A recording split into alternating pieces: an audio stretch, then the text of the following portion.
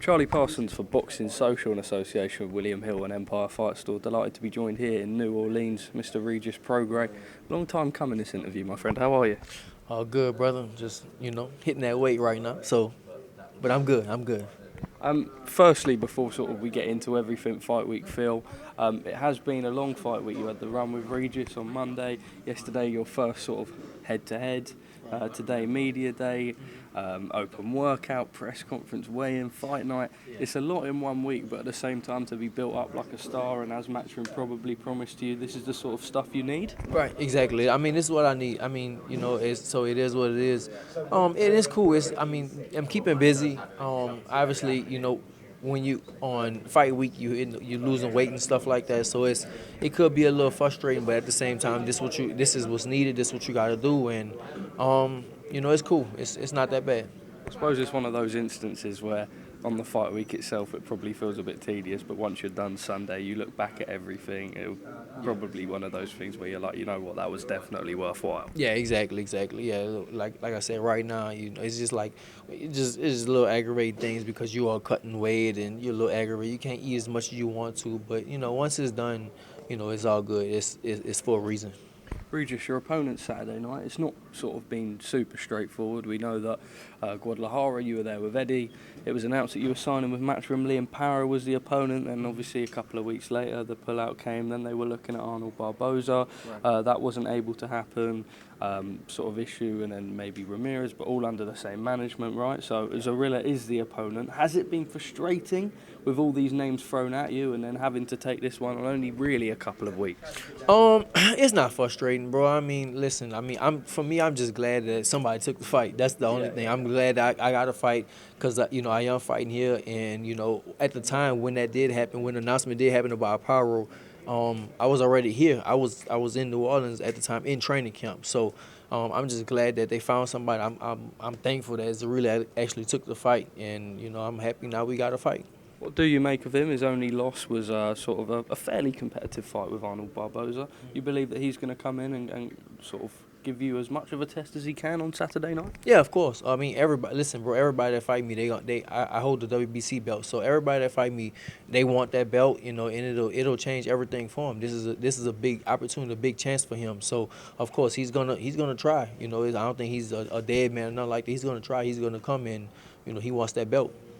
Regis, years ago you worked with Eddie Hearn, obviously briefly for that fight with Josh Taylor. At the time there was always so much talk about him maybe working with you guys for the foreseeable, but obviously at the time the roster wasn't really with him at 140 pounds. Now he is probably the man to be with. I suppose that excites you. You've got a free fight deal. You look past this fight. We'll talk some names in a minute, but there's a lot out there, right? Yeah, it's a lot, bro. Like the 140-pound division I think it's the highest division right now. There's so many names out there. Obviously, after last Saturday night, another name just got in there. So, yeah, bro, like the 140-pound division it's on fire right now. Well, before we talk names, how nice is it for you to have this homecoming, New Orleans, Louisiana, a place that I can't say I've been to before or boxing's been to loads in a big capacity, but nice that you're able to trailblaze and bring big-time boxing back here? Yeah, I love it, bro. It's really like a dream for real, to be fighting the Smoothie King. Like, it's crazy. When you can't let it really sink in your head because at the end of the day I still have to fight, so I can't really let it get to me, get the pressure and all that stuff to me. But it's amazing, bro. Like, this is all my people behind me. We got a lot of people coming. We did the runs, we did 2 little runs and stuff like that, and a lot of people joined me. So all that is just, for me, bro, this is really like a dream come true for real. Regis, I'm going to sort of reel off some names. I know you're never going to look past Saturday, but on a free fight deal, the world is your oyster. There are some big opportunities out there. Jack Catterall signed with Matchroom. He's obviously at 140 pounds. A lot of people thought that he was a victor over Josh Taylor in that fight. He's only recently returned to the ring himself. He's put himself forward as a fight that you'd like. I imagine you're probably aiming at the champions and maybe your Devin Haneys, etc. But do you welcome a fight with a guy like Jack Catterall? Of course, definitely fight. I'll fight Jack. I mean, me and him was been supposed to fight a few months ago. It kind of crumbled up and didn't happen. But yeah, definitely for sure.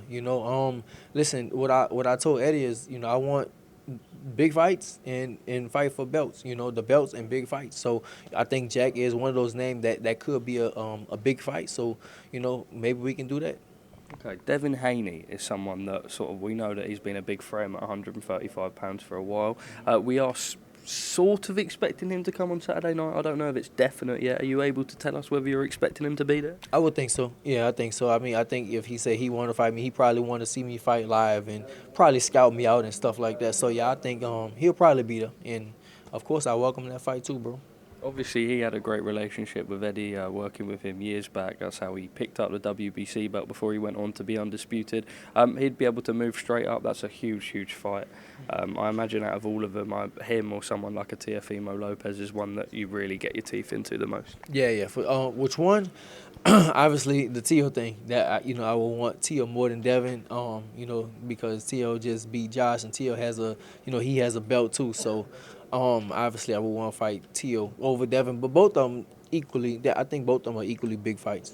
Okay, just finally from me, a little bit of a reflection on last week's fight.